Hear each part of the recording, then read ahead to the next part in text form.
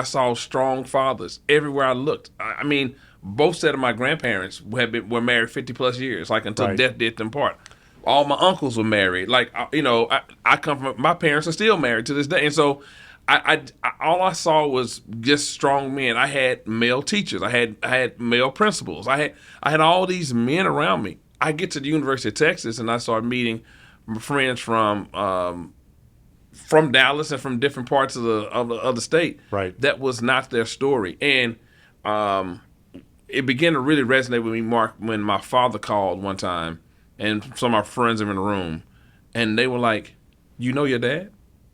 And I laughed. Oh my gosh. I laughed. I was like, "What do you mean? Yeah." And they're like, "No, no, but seriously, like you actually talk to your dad, like your dad, yeah, like what are y'all talking about?"